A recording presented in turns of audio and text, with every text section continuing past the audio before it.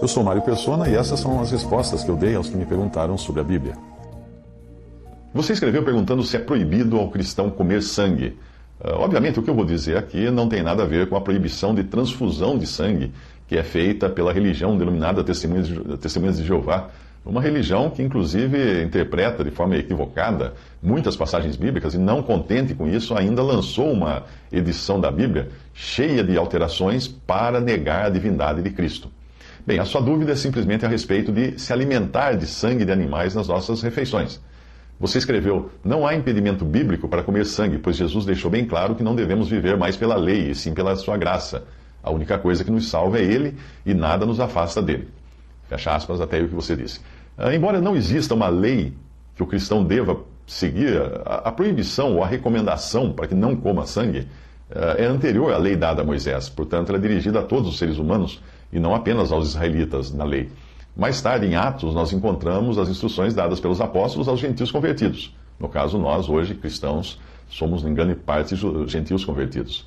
E as instruções ali, a recomendação, foi para que não praticássemos idolatria e prostituição e também que não comêssemos sangue e carne sacrificada aos ídolos.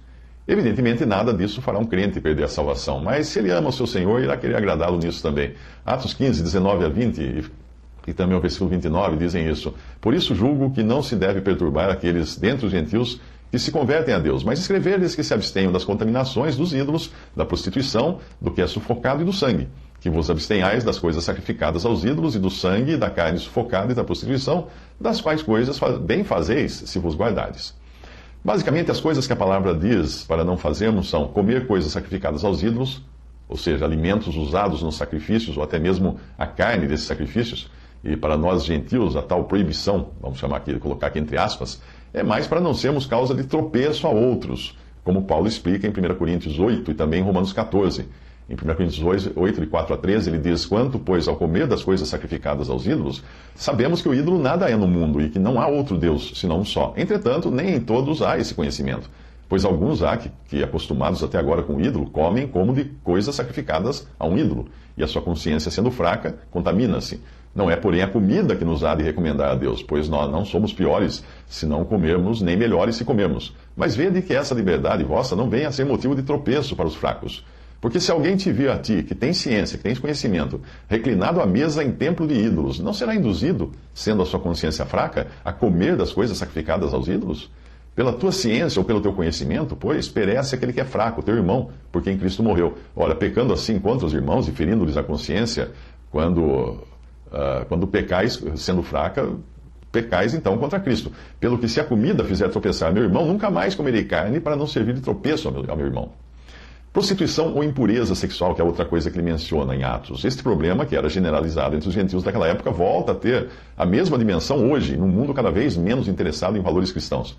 Quem estuda os costumes do Império Romano descobre que algumas coisas eram bem aceitas na sociedade da época, como o sexo fora do casamento, adultério, prostituição, pornografia. Inclusive, essa pornografia fazia parte da decoração das paredes das casas de famílias ricas. Homossexualismo também era aceito, pedofilia era aceito no Império Romano e até se permitia que os homens casados tivessem meninos escravos para abusar deles. Aborto era aceito, infanticídio era aceito, porque os bebês indesejados eram simplesmente abandonados à beira das estradas para morrerem ou serem comidos pelos cães. Lembre-se de que a sociedade que aceitava essas coisas não era um grupo de bárbaros, mas era o império mais desenvolvido que existiu até então e que nos legou coisas como o direito romano, a privada com água encanada e descarga. Esta última só foi redescoberta há uns 200 ou 300 anos. Em 1 Tessalonicenses 4, de 3 a 5, diz: porque esta é a vontade de Deus, a saber, a vossa santificação, que vos abstenhais da prostituição, que cada um de vós saiba possuir o seu vaso em santidade e honra, não na paixão da concupiscência, como os gentios que não conhecem a Deus. E Efésios 4, 17 a 20 diz: portanto digo isto, e testifico no Senhor, para que não mais andeis como andam os gentios, na verdade da sua mente, né? Entenebrecidos no entendimento, separados da vida de Deus, pela ignorância que há neles, pela dureza do seu coração, os quais, tendo se tornado insensíveis, entregaram-se à lascívia para cometerem com avidez, toda sorte de impureza. Mas vós não aprendestes assim a Cristo.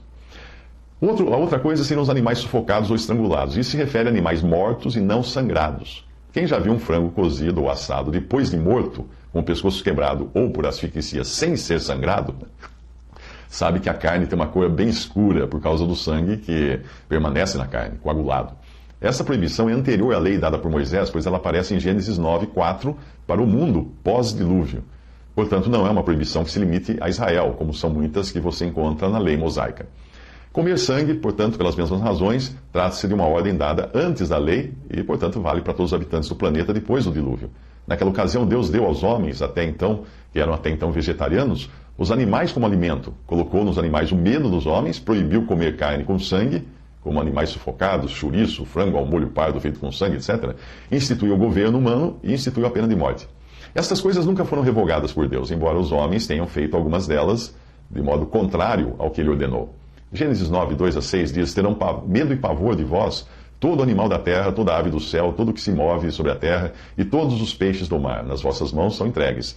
Tudo quanto se move e vive nos servirá de mantimento, bem como vos servirá de mantimento, bem como a erva verde.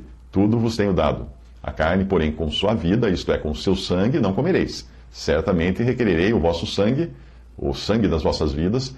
De todo animal requererei, como também do homem, sim, da mão do irmão de cada um requererei a vida do homem. Quem derramar sangue de homem, pelo homem terá o seu sangue derramado, porque Deus fez o homem à sua imagem.